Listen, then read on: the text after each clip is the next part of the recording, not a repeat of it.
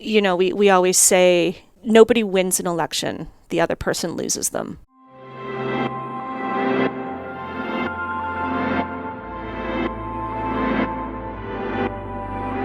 My name is Ben Charland, and you're listening to What on Earth is Going On.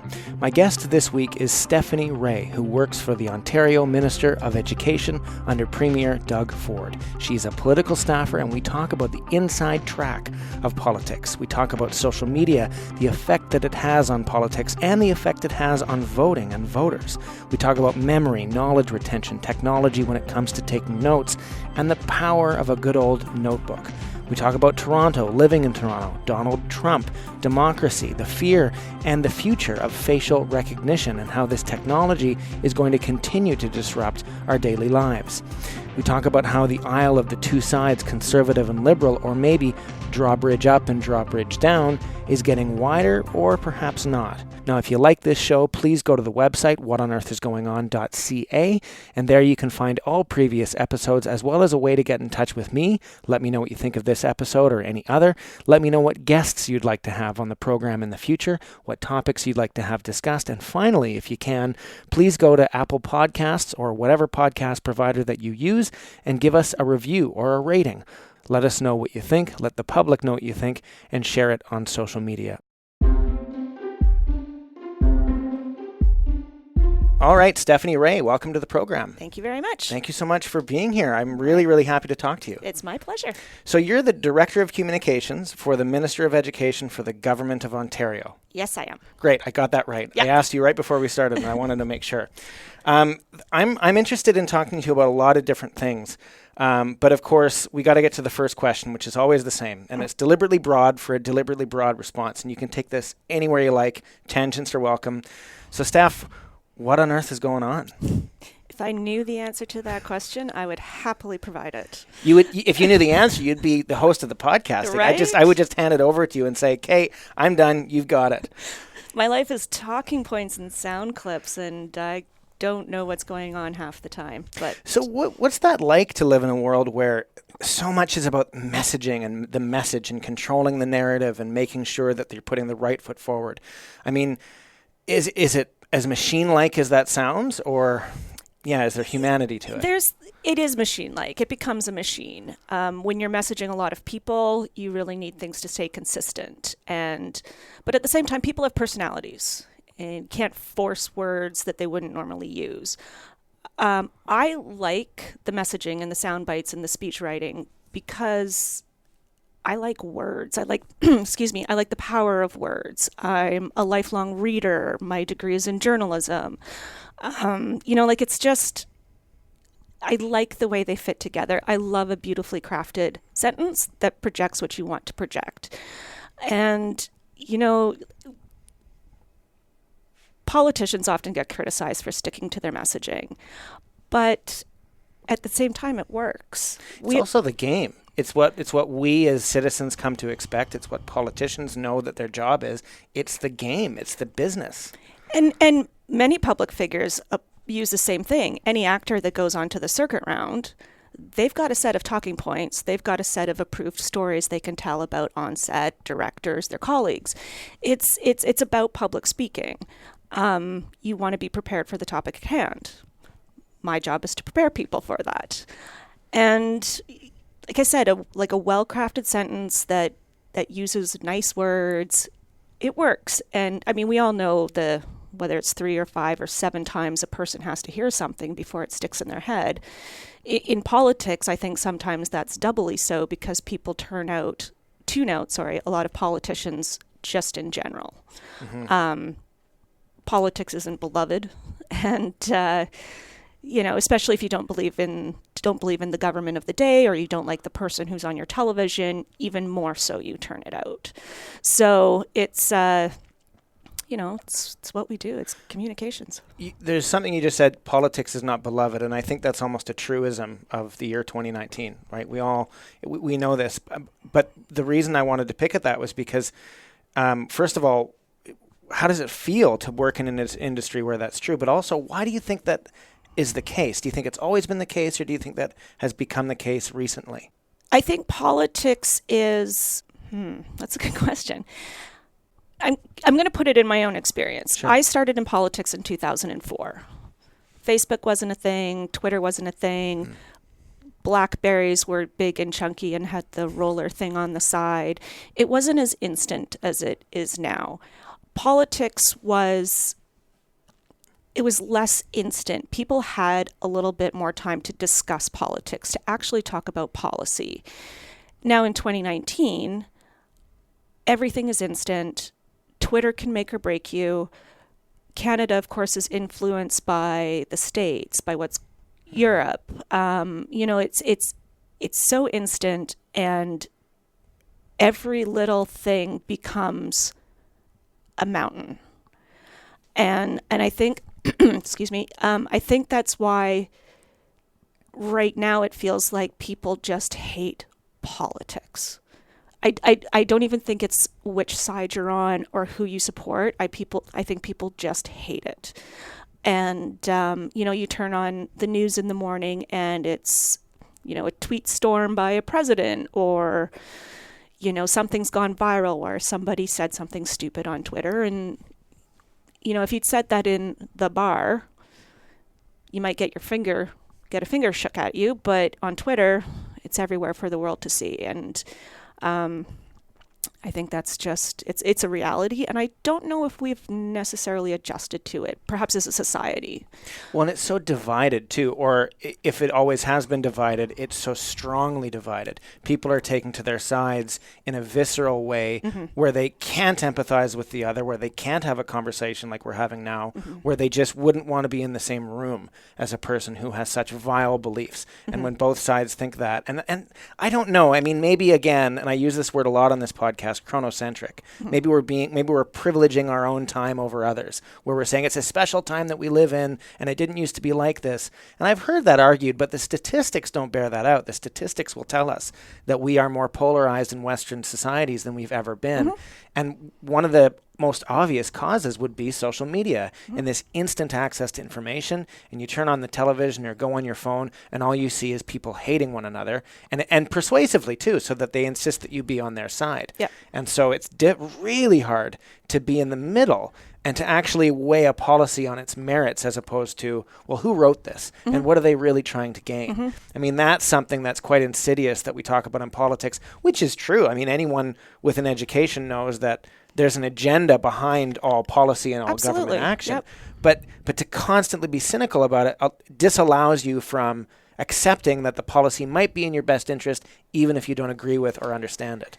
Yeah, and something else I found is working for the Conservatives, it's hit a point where I don't bring it up in social settings. You don't bring that you work that I work for the Conservatives, right? Especially with people I don't know. My friends are from various political persuasions. I've got some very, very good friends all across this country who we believe different things politically. But we've had conversations. We've talked to each other.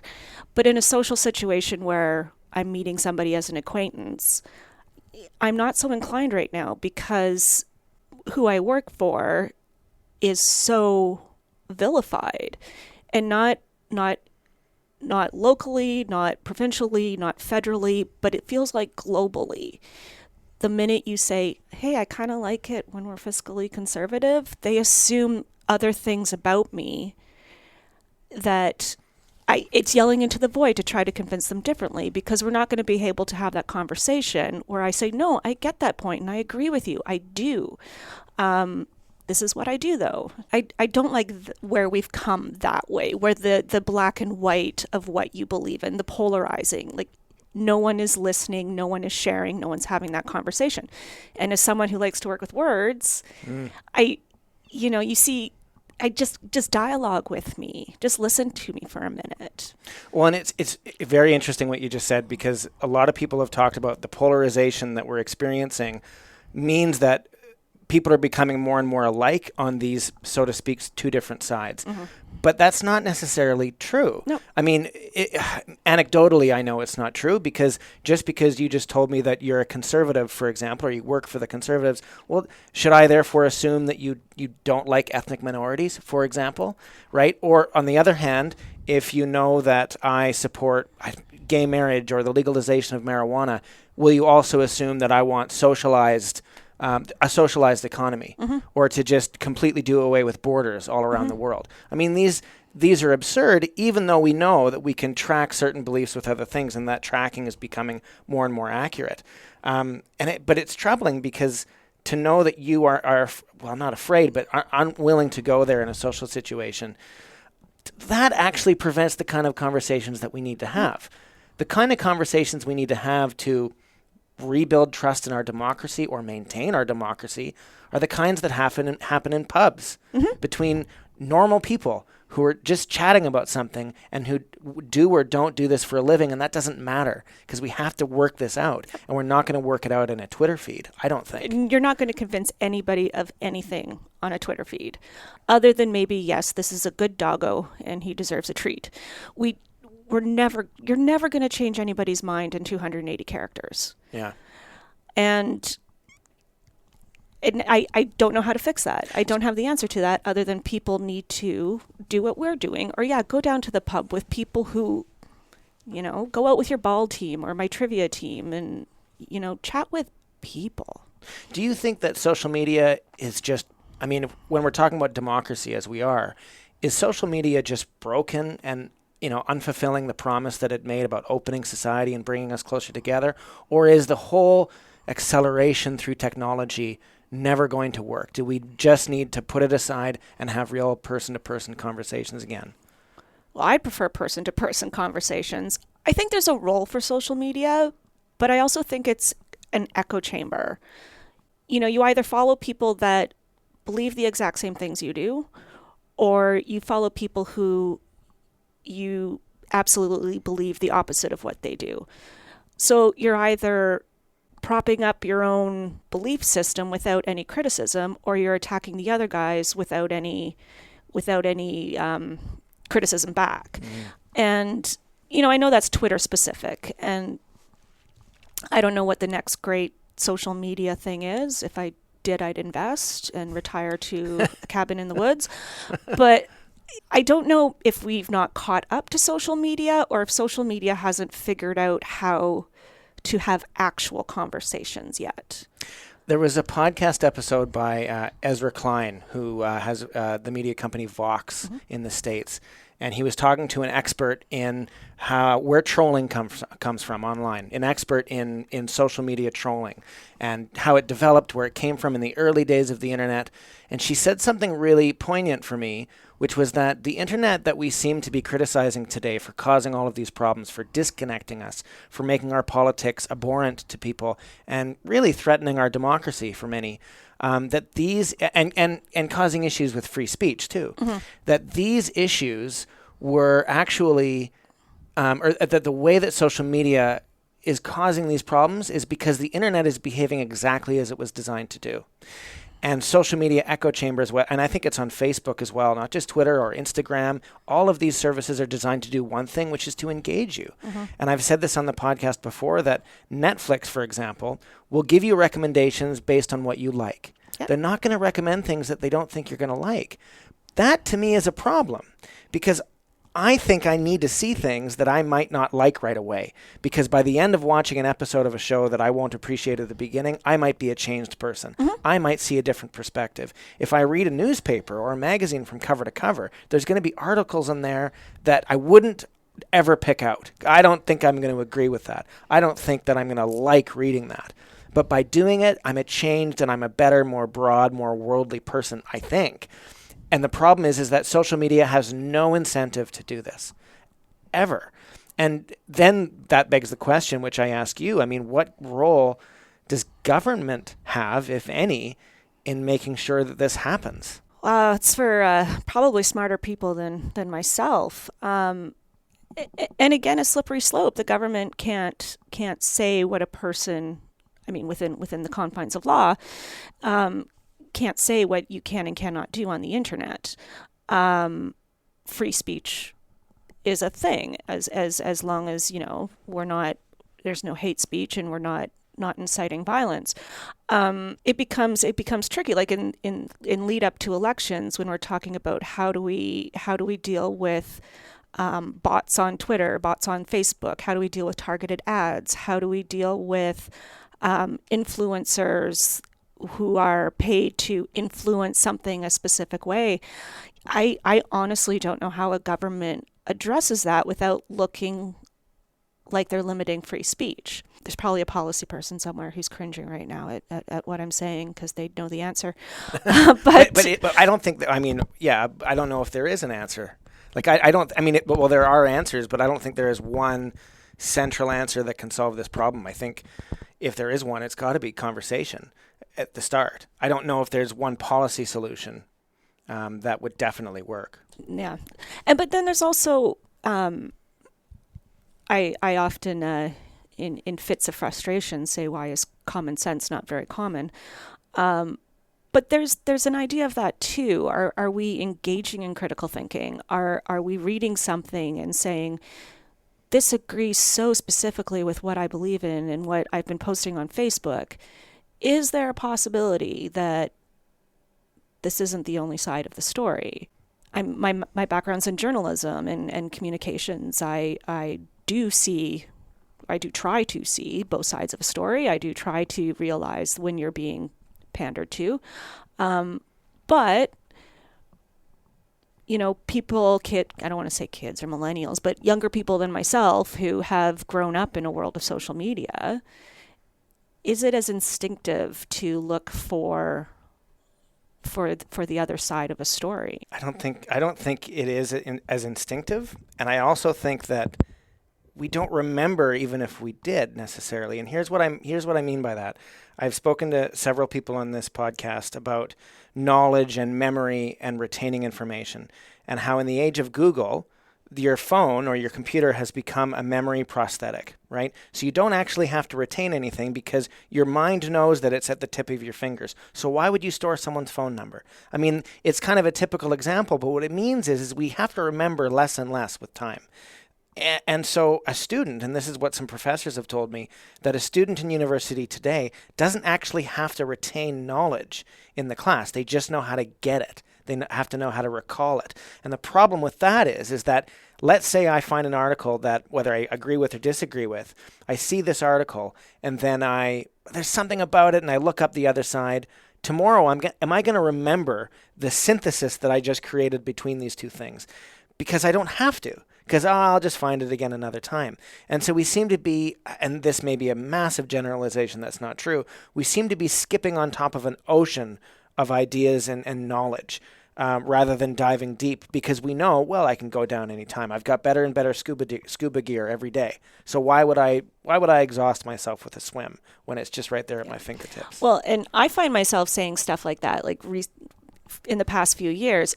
Oh, it was a podcast. I can't even remember which podcast it was. I read this article. Where was that article?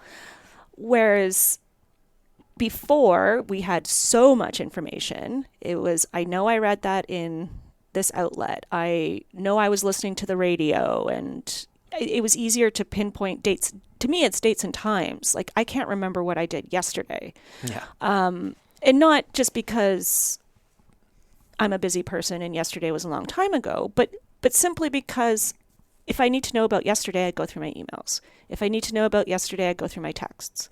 Yeah, you're right. I don't have to remember yesterday. Well, and some have said, especially in Silicon Valley, that this is liberating you. That by not having to remember all this stuff, you're more free to do creative, interesting, outgoing things that you wouldn't have the capacity to do before. That's not true for me. But I wonder if you feel... It is not true for me, because inevitably I'm like, oh, right, I was going to read that article because then I wanted to do this. And then my hour or whatever I'd put aside to do something creative or research something I read, I have to go back and try to find the original source. And yes, I know I can bookmark it. And yes, I know I can send it to myself, but I don't. And there are so many systems to do that too. There's almost more systems than there are things that I have to remember, that I can get apps on my phone to track things and put things in categories, and it just becomes a little bit ridiculous. And then I just wind up clearing everything out and starting from scratch, and then all those things are lost right, again. Declaring, what do they call it, inbox bankruptcy. Yeah. Oh, I wish. But I sometimes get laughed at because I do take all my notes in a notebook. and they're color-coded. That's how I learned, and that's how I remember things. I don't really remember until I've done the physical act of writing something down. Same. And I'm not going to outgrow that now. So I just keep doing it, but it's the things I write down that I remember. Yeah, it's the same. When I prepare for a conversation for this podcast, I've got this black book in front of me that I haven't opened, and I might not need to, but I've written a couple pages of notes. Mm-hmm. And in most circumstances, I don't open the book. But the act of writing it down has almost etched it into my memory, maybe even just kind of a medium-term memory because it will be discarded tomorrow. Mm-hmm. But it's etching it in. And there's something about the tactile using of a pen which is also kind of a creative act because I can stroke across the page, I can write tiny. You can do those things technically on a computer, but you're never going to. No. The computer is one step removed from you, or a phone. And so it seems to me like if I put a note on my phone or computer, it's almost like putting it into the ether. Yeah. Whereas putting it into this book is, I don't know, keeping it close, almost like an extension of my brain in a way. Yes, and I can find things in notebooks. Right. I don't have to go through files and files and files. If I've got a notebook, if it's recent, it's in the past few pages, or it's at the front of the book, or I don't have to try to remember how I saved something or where I saved something. It's in here somewhere. Right. Yeah. I would say, which is funny because some people would say, well, why don't you just search for it in your search browser or whatever? But for me, that's not the case because I can tactily, I don't know if that's a word, feel it in my fingertips where the information is, almost like I'm searching for it physically in my mind. And that's, I don't know if that's being lost or it's being changed, being replaced by something better, worse, or the same. I mean, it's almost irrelevant because this is how I see the world. And the question of how is the world changing has to be an important one. Yeah. And it was funny when you were saying that, you can find it easily and that's how we do things, and if people lost that ability. But then I think of people who have super wired smart houses and Siri does everything for them. I am terrified of Siri, not because I think that anybody's spying on me, not because of anything like that, but it's, if I have a smart home, what am I here for? Right? Like if I can say, Siri, start the coffee maker, I no longer have that Sunday morning waiting for the coffee to brew with my boyfriend while we're like, what are we going to do today? Like there's a bit of ritual with that you lose it. To me, you lose it by saying, hey, machine, make my coffee. I think it's the same thing with knowledge. I think that if I don't have to know anything, then what am I? Who am I? I think that I'm composed of things that I know and remember. Mm-hmm. And if I don't have to keep anything on board this brain, then what is my brain here for? And if I just feel like I would be smaller without the things that I've come to know. Yes. And not just know like a fact, but understand integrally part of what we talk about in this conversation. For example, like what's underneath this question, what on earth is going on? When I ask it, I'm asking someone to sift through their life experience and sift through all the things that they've come to feel that they know, mm-hmm. and maybe even question those things. But you can't do that if you don't know anything. It's almost like asking someone to give me a tour of their house if they never use the stuff in their house, because Siri or Alexa or whatever does it all for them. And I can't, maybe the problem is that you and I can't, we can't see this world ahead of us. And maybe millennials or maybe a 15-year-old today can see it. And then fine. Then I raise my hands up and say fine. But I'm scared because I can't see it because it's uncertain. You know, it's not that I want to be a Luddite and not embrace new technologies and new innovation. I just worry for sometimes my own sanity at how fast things are going. How fast can I personally adapt? And when does the world leave me behind? When will I, be holding my iPhone 8 and people are like, okay, Grandma, like they're now this tiny and you're just talking to it and it does your shopping for you, which maybe they already do. I don't know. I'm still working on the iPhone 8, but, and I still want my BlackBerry back because it had a keyboard. Yeah, I hear that a lot. Yeah. Yeah. But, maybe it's just me. Maybe this is it. I'm hitting middle-aged, but I don't know what more I need or want in technology. I don't know what more I need or want shot into my eyeballs when I wake up first thing in the morning. Yeah, there's a sense that technology is filling gaps that we don't need filled anymore. I mean, obviously there are gaps in medical technology. There are gaps in government and making sure that we have the right data and analyzing that data. I mean, there's so many things. But in my personal life, there aren't, I mean, maybe there's a hole the size of the next device in my heart that I'm waiting to be filled by. But that doesn't seem true to me. That seems a bit consumerist. It seems a bit like someone tell me what to buy next. Yeah. I don't feel like I need another thing. I really don't. Condos here are really small. Yeah. We're in Toronto. In Toronto, by the way. yeah. Sorry. Yeah, no, it's fine. Condos are really small in Toronto. Yeah. It's crazy and I was talking to someone, Don't need more things. they said the tiny home movement is ridiculous because we used to just call them apartments, Yeah. But now in Toronto, like everything is so, well, the real estate issue here is incredible to see it explode as it has, and how expensive things are, how people are priced out from a suburb to a further back suburb. I mean, I don't know if you have anything to say about I really don't. Toronto. I mean, I moved here from Victoria, so it's not much better out on the West Coast. I mean, Victoria's no Vancouver, but I'm never going to own a home. People talk about millennials not being able to own a home. I can't own a home. I was about to say 42, which is a lie. I'm 44. See, getting old. I don't even remember how old I am. But, I'm never going to own a home, realistically. And, markets like Toronto, I'm not going to retire here. I can't afford to. Yeah. And that makes me sad too. Like it's part of this. We cram ourselves into these big cities. And I love big cities. I love them. Same. I do. But we cram ourselves into these little apartments in self-contained buildings with our smart homes and our phones in our hand, and we order things off Amazon. And then what? I think it's back to and then what am I good for? What am I here for? What happens when I leave this condo in this building in this city and go somewhere else? How do you adapt back? Yeah, and I don't know why. Maybe it's just because we're in a political office or a political context, but there's a political connotation to what you just said, which is that if people are feeling like they have less and less meaning in their lives, but that's been reduced by technology, reduced by the size of their home, reduced by the hostility and the maliciousness in the news that they see every day, which is just attacking their eyeballs all the time, then what is left for the meaning in my life and who I am?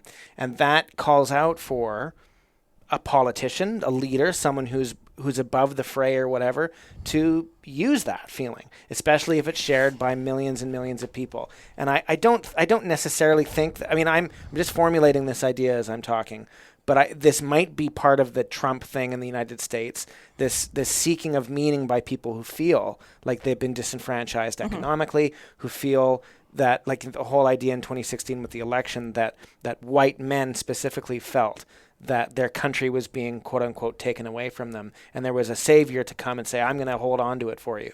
That maybe part of the reason that populism came up at that time was a reaction to this feeling of, well, the meaning of my life is becoming smaller and smaller. Where do I and fit smaller. in? And I don't know. I mean, am I hitting a note here? I don't know. What do you think? I don't know. I mean, being a white woman, I also recognize my privilege, very much so.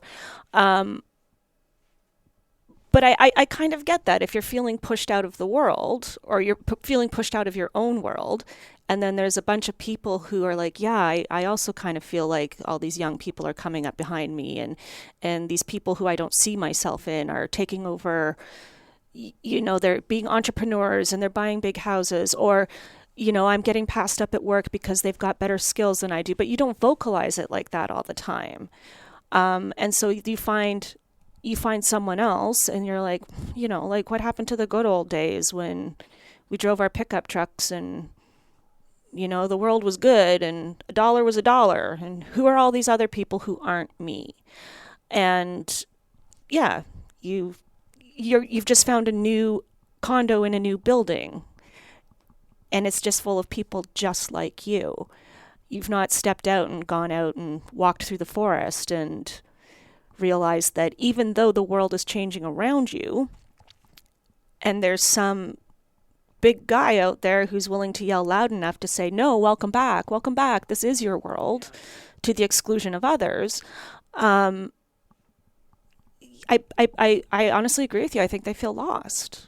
Yeah, and I think that it's fertile ground for someone to say, I can solve your problems, even if there's no chance, or even if it's a bit absurd, or even if there are problems that can't be solved. For example, the promise of bringing North America back to being a manufacturing paradise, right?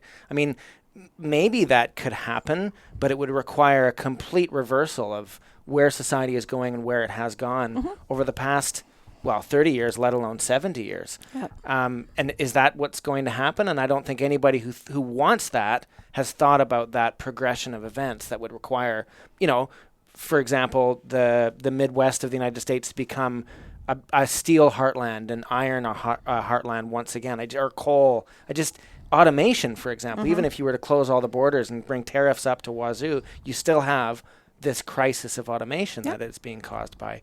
And so... yeah, we're in, and I think this feeds into the language that's being used by many politicians about the elites, right? Like the like you just said, that the elites are someone is coming and buying a huge house in Toronto. So many houses and condos are owned by people who don't live in them as an investment, and I'll rent them out while I can. Yep. But the more that happens, and the rich become richer and the poor become poorer, and this classic generalized thing just occurs. But this is present in our political language too, and I find it dangerous. But I find it difficult to square the round peg with democracy and how democracy will endure this. But what do you think? I think, I'm always going to stand and stand up for democracy, and it's important to me. I wouldn't be doing this if it wasn't. But what I'm kind of hoping is that we as a society, as a country, as whatever the group of people we are right now, perhaps we're going through some growing pains. Perhaps we're in like an adolescence of this new world. And some of us are yelling because we're grouchy and we didn't get enough sleep last night. And some of us are taking new risks and stepping outside our normalcy or the things we do on a day-to-day basis. And maybe democracy just hasn't caught up yet. Maybe people haven't grown into it, or democracy hasn't grown into its people or adapted to each other. I don't know if that made a ton of sense. No, it does. It really does, yeah. But I feel like we're at a tipping point of something, but I don't know what that tipping point is. One thing that I really appreciated about what Stephanie said in this conversation so far is how a lack of personal meaning in your life can lead to people being exploited by politicians, by corporations, by whoever is looking for a target. Now, coming up in this conversation, we talk about one of my favorite subjects and something I'd love for one day to do an episode or several episodes on, and that is the show Black Mirror. We talk about the White Bear episode, which really horrified me, and I think did the same thing to Stephanie. That's all coming up on this episode of What on Earth is Going On. I think you mentioned that people are yelling because they're angry. I think they're also yelling because they're scared. They're scared. And I think that here's a question that scares me, and I wonder if it scares you. Does democracy itself, or our idea of it, need to change in order for us to keep it? That's a very good question. Have we put democracy so high up on a pedestal that every time something doesn't go your way, it's undemocratic? Do we need a better understanding of what the flaws of democracy are, what the benefits of democracy are, how we properly participate in a democracy? I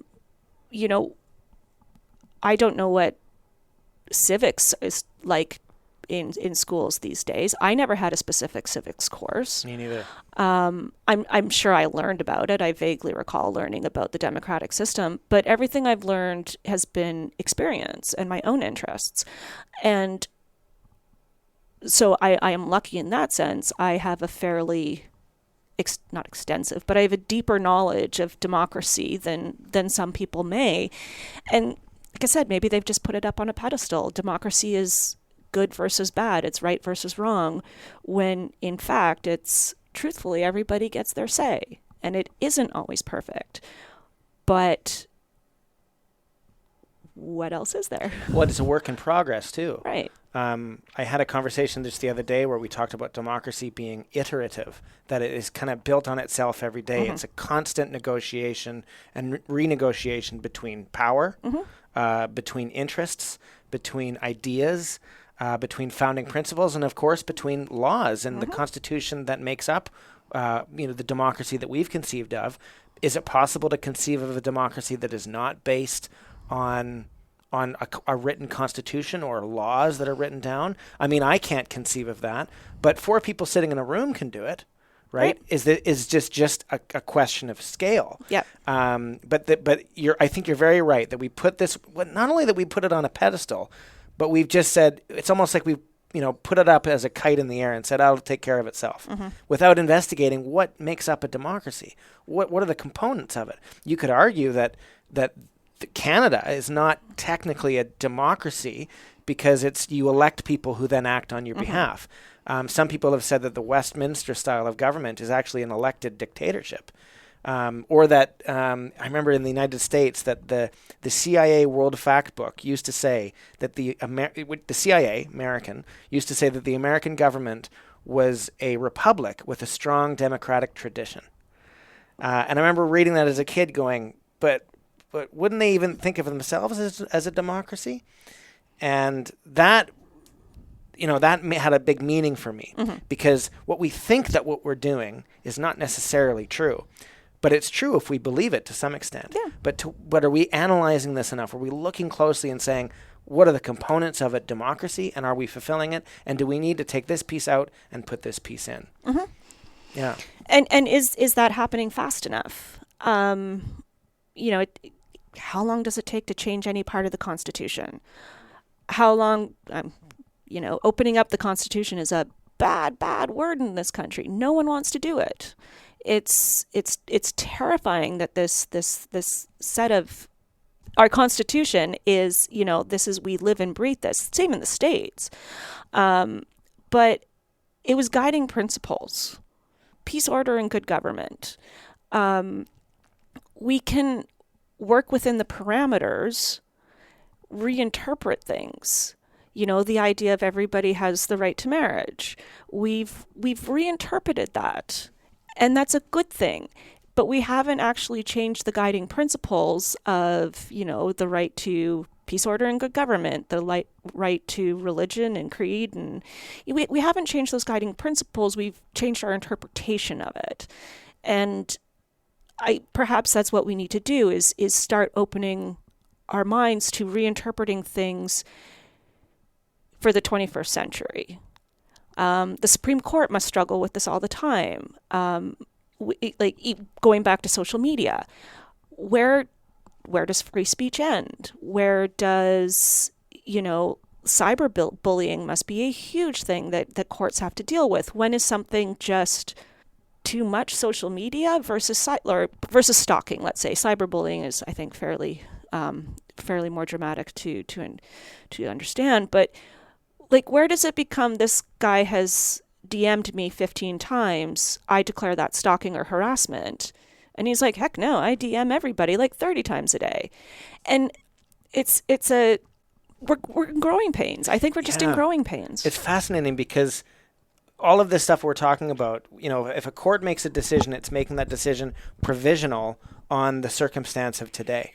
The circumstance 200 years ago wasn't going to change that rapidly. In 1819, the world was going to look pretty similar in 1849. So a court decision or a law that was passed would probably generally apply, except for a few circumstances. A law that's passed today in 2019 or a court decision that's made, is it even going to make sense in 2022 with the way that social media or artificial intelligence or virtual reality or facial recognition is going to change? I was reading an article the other day about how within a few years, anybody who can recognize your face on social media has incredible power over your life because of the way that our society is built with surveillance.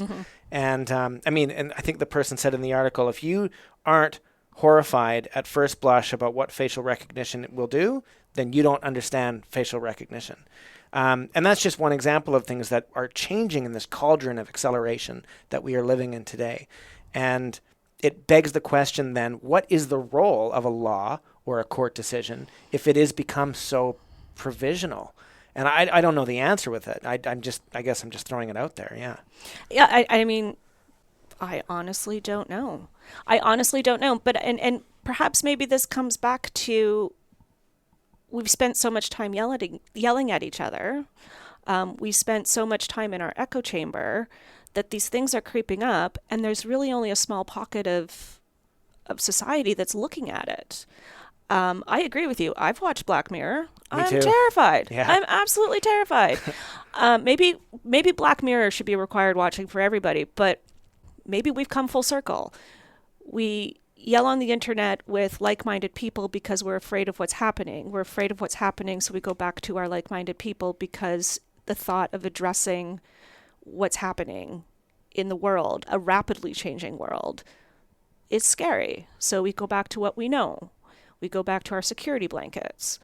Well, and we're threatened often by, threatened almost physically or threatened as a group, as a tribe, by someone with a totally different perspective. Mm-hmm. And sometimes the best way to deal with that is to realize that their perspective is not that different, that they live in the world just like you do. They breathe the same air. They have to probably go to a job. There are so many things that we have in common that it's almost impossible to have someone as opposite as you think they are based on their Twitter profile. Mm-hmm. And that's why, when the conversations that I have with guests on this podcast are so interesting because, and I don't want to do this on Skype. I don't want to do this from a distance. There's something about sitting in a room that you accept the other person's humanity. And am I saying that the solution is that we just rotate conversations with all 7 billion people on the planet until we finally get to know each other? No, that's impossible. That's almost the point of government, to have those conversations for us because we logistically can't do it ourselves. But Black Mirror, I would love to do an episode per episode of that show and just talk about it, because each one of those makes me think for days after. The one that has stuck with me the most is White Bear. Which one's White Bear? That's the one, it's a justice one. There's a young girl who's kidnapped and she leaves behind a white bear, and like a white teddy bear. Yeah.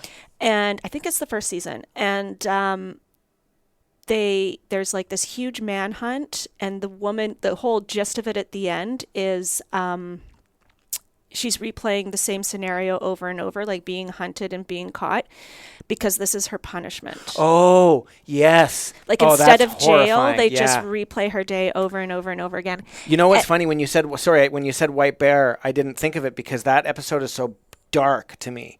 It sounded like, I know the one you're thinking about. And because I remember saying to the person I was watching it with, and I'm like, that one messed me up.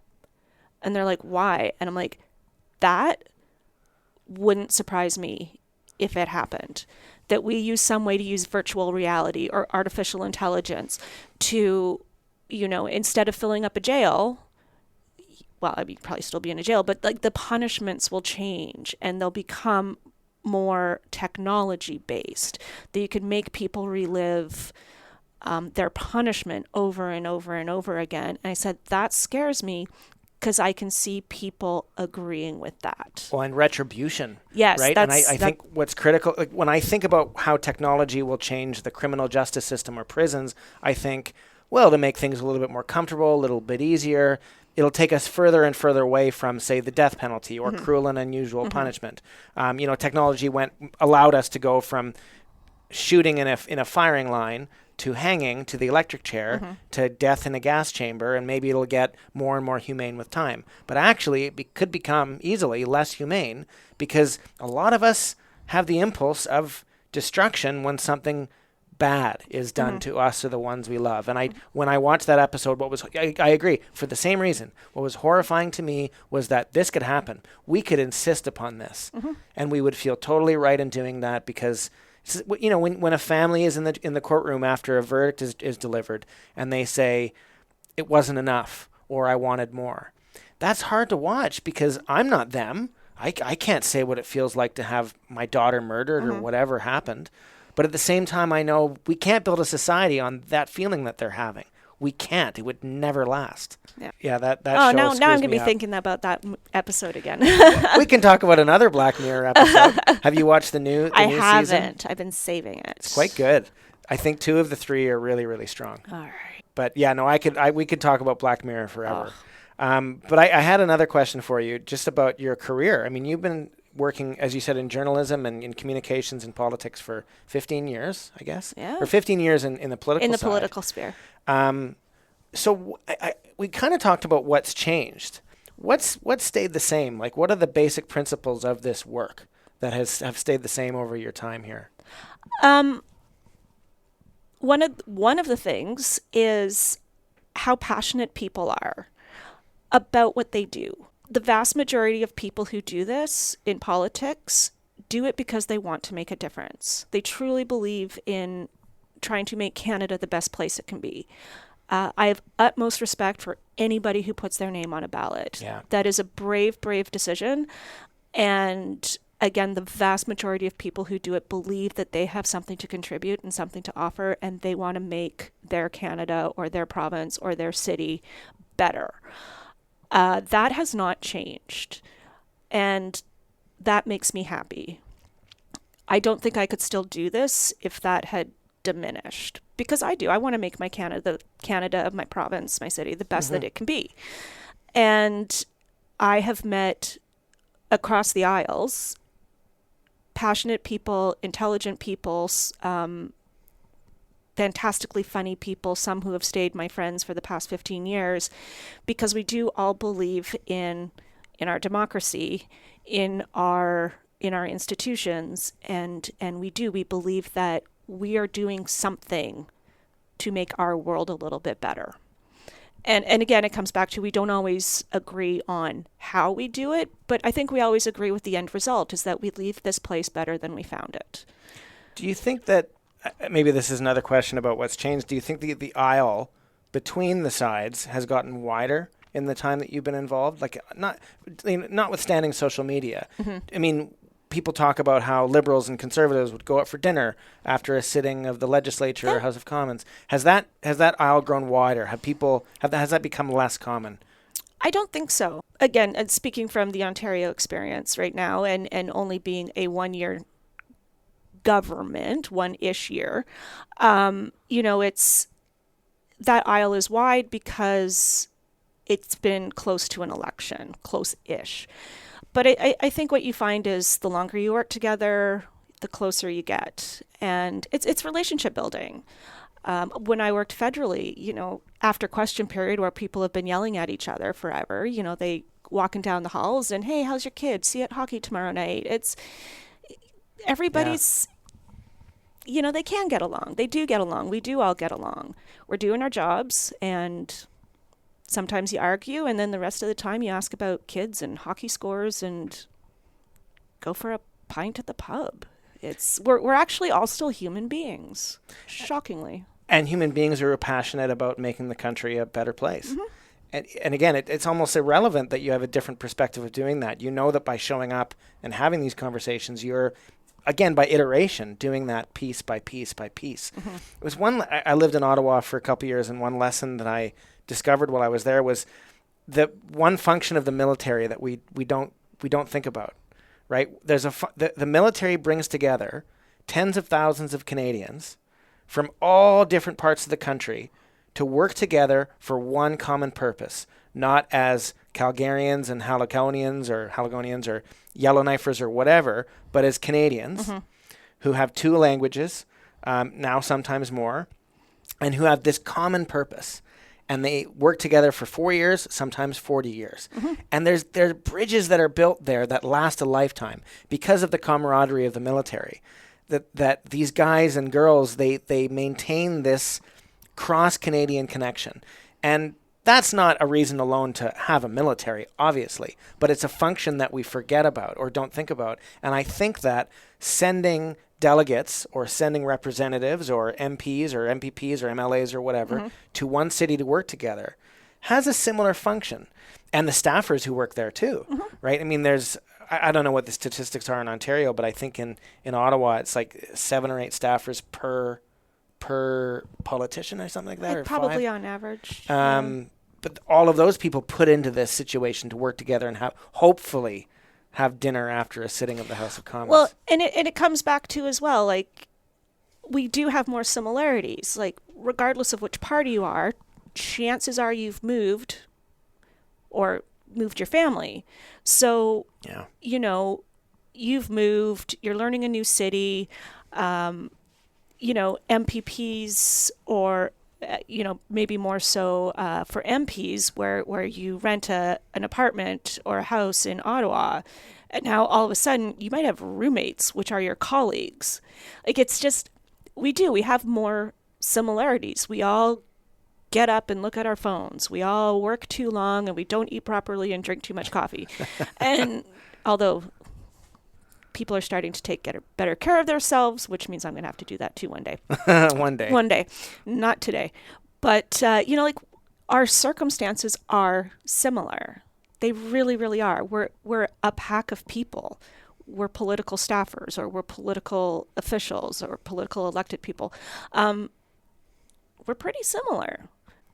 Do you think that there are politicians and staffers who, I mean, you're talking about people who come to make their country, their province, their city a better place.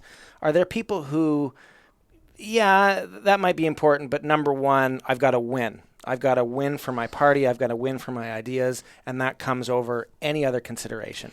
Does that sometimes come into play? That's a tricksy question, no? I'm not trying to trick you. No. I know you're not. But, you know, yes, there are. Like anything, like any industry, there's going to be somebody who wants to be the best at all costs, or to be the most popular at all costs, to be the most beloved at all costs. There's always people like that. I suspect in politics, it's perhaps just a bit more obvious. Or, you know, like, there's not a ton of elected politicians. There's not, like, even in the country, it's kind of a fairly elite group of people that have been elected. And so even within those numbers, you're going to get a few that are like that. And then it just becomes more obvious because you're not talking about 10,000 people in a military. Yeah. And then the tricky thing is, for me, is that if I post something that's really against, like, it, you know, against the pale, that goes too far, that might get me more engagement than your more responsible post. And therefore I get the reward for what I'm doing. And of course, reward will just incentivize more behavior like that. And I think the impression that many people in the Western world, many Canadians get, is that all of politics is becoming, as we've talked about, too pointed, and for that reason, because the tweet that's most aggressive is going to get the most engagement. Even if it's negative engagement, more eyeballs, the better. And it just kind of incentivizes the people who are, well, it's not that the people who are like that, but it can change people to be like that too. Do you think that, this is my third to last question, do you think that politics needs an enemy? Like, do you think that a party or a politician needs a target in order to win? I think that's how you win elections. Yeah. I do think that's how you win elections. You know, we always say, actually, that's, nobody wins an election, the other person loses them. If you're losing an election, it's because you've not connected with the people. Now, this is a rash generalization. Every election's different. But for the most part, you didn't connect with your voters for one way or another. Elections that I've been involved with, it's been because the other guy defined the enemy better. And is it also that they've defined the question that I go into the ballot box with better too, which is this kind of maybe the same thing? It is. It is and it isn't, because you can determine the ballot box question ahead of time, and then spend 40 days of a campaign reinforcing the fire and brimstone or the devil that's going to come down on you if you don't answer this ballot question properly. And it's hard because the campaign that you just mentioned was 40 days is becoming longer and longer and longer until it's indistinguishable from governing. And I mean, that's part of the problem that I personally have with well, politics as it's represented in the media, politics as it is messaging. You know, the winning elections part is every single day without fail. And that's been the case for some time. That's not just technology. I mean, I don't really remember a time when a president or a prime minister or a premier wasn't campaigning, even if they were halfway through their term. Yeah. It just becomes more pronounced, I think, with these things. Yeah. Just thank goodness we don't have the American system with every 2 years. Yeah. I mean, they're going through primary season right now, and it's still a long way to go. Yeah. Okay, second to last question. It's come up, but we haven't really addressed it head on. I mean, what is conservatism? And what is this idea? Wow, that is a big question. I know it's a big one to drop at the end, but yeah. Yeah, no, it is. And I think the conservatism that is being talked about so much on social media and in the news is not what it is in practice. We always like to say that conservatives live under a big tent, but we do. There are multiple left of center parties. There's really only the conservatives. So we do. We range from your far right to your very, very centrist conservatives. For me personally, my own personal conservatism is I want the country to run well. I'm a fiscal conservative. I want it to run well. I want us to be able to afford our public systems, our healthcare, our education system, transportation. And then honestly, at the end of the day, as long as you're following the law, being a good citizen, I don't really care what you do. Yeah. And that's me. That's my own personal brand. Conservative governments all governments have a responsibility to their citizens. And I think part of it for me is that what we do for our citizens ensures that we continue to be successful down the road. Right. This just sounds so conservative now at the moment, but like, you can't tax and spend your way to fix everything. You need to look at a way to give people what they need to succeed in life, while at the same time making sure that we're not all going to be bankrupting our grandchildren. Yeah. And again, it's tough. Our manufacturing world has changed. Our foreign relationships have changed. Pipelines, green energy, these are all unknown things right now. I don't think they've really solidified in terms of how things roll out or how we make a transition from one to the other. It's Canada's still a young country, truthfully, and it's a very big country. My Canada means that we find a way to take this vast, diverse, incredibly wonderful country and make sure that 50, 75, 100 years down the road, we're more successful than we are today. I like that. The way that you frame that is, I can't help but be sympathetic to it. In everything that you said, because not only are we talking about you say that there are things that we're uncertain about for sure, but they're also real, and we have to deal with the reality of today. The reality of today is that we, for example, to pick one thing out, we get most of our energy from fossil fuels. We're not going to just change that tomorrow. It's not possible.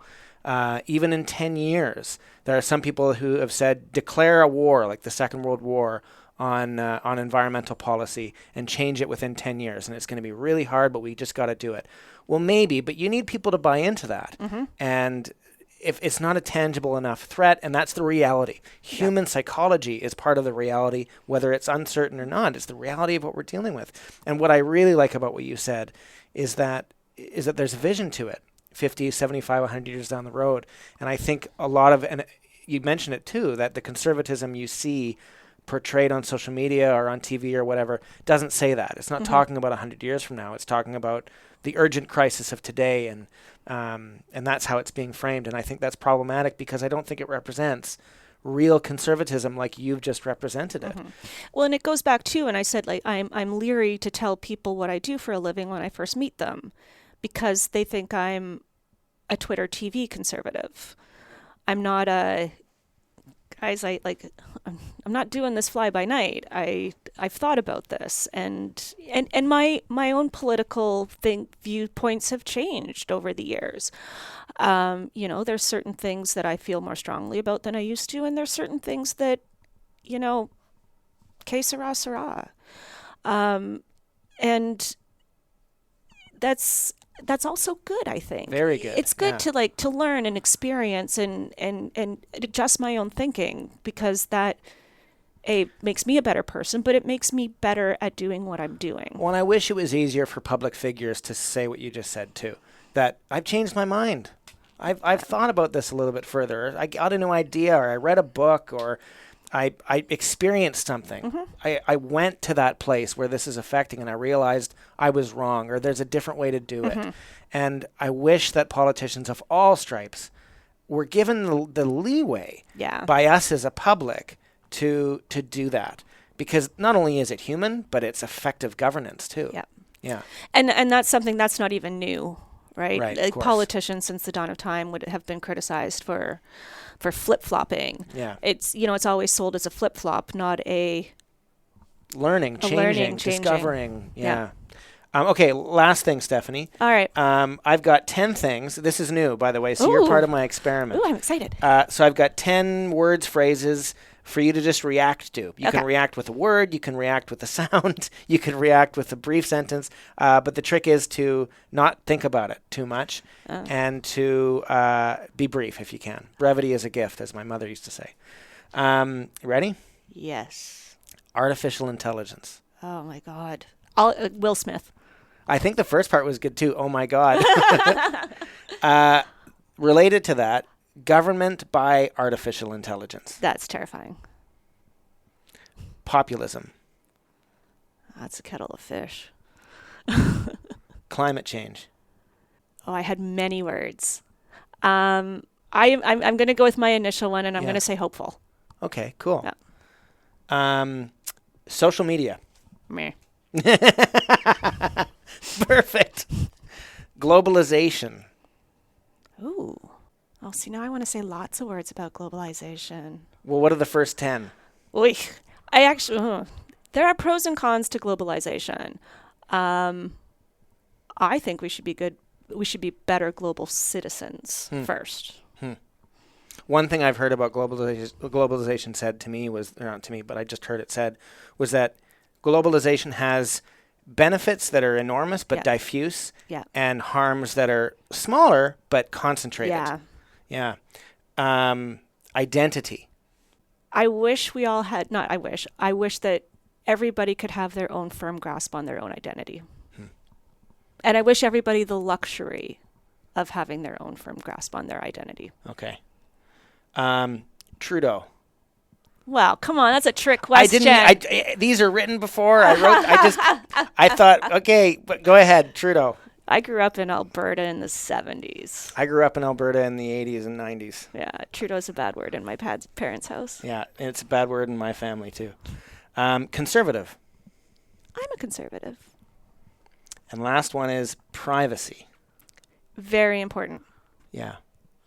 I don't think we talk about that last word enough, or at least as much as we used to. Well, like you were talking about facial recognition. There it goes. There it all goes. Yeah, and we don't, it's almost a fait accompli. Mm-hmm. It's something that, we don't have it anymore. Yeah, that's okay. Like I remember when Edward Snowden happened, when he revealed what he revealed. And we were all supposed to freak out. And, the United States government assumed that everyone would just have a fit that this was happening. And then they didn't. We didn't. Because it's accepted. Yeah, and I'm troubled by that. I'm with you. Stephanie, this has been a really, really interesting conversation. Thank you so much. No, I had a lot of fun. Thank you. Thank you for listening to me babble. Oh, thank you I babbled too, so I appreciate it. To learn more about Stephanie Rea, go to the website whatonearthisgoingon.ca. There you can find all previous episodes, as well as a way to get in touch with me by email or on social media to let me know what you think of this conversation or any other. I really do look forward to your comments, your suggestions, and your questions. Now, your quote of the week is from Winston Churchill. "Democracy is the worst form of government, except for all those other forms that have been tried from time to time. Thanks, as always, to our composer Andrea Wetstein for this wonderful music, and special thanks for this episode to Stephanie Rea and the Ontario Minister of Education for providing us with the space in which to record. Next week, we're talking with Dr. Fleming Puckett on his work in the Kalahari Desert. I'll see you then.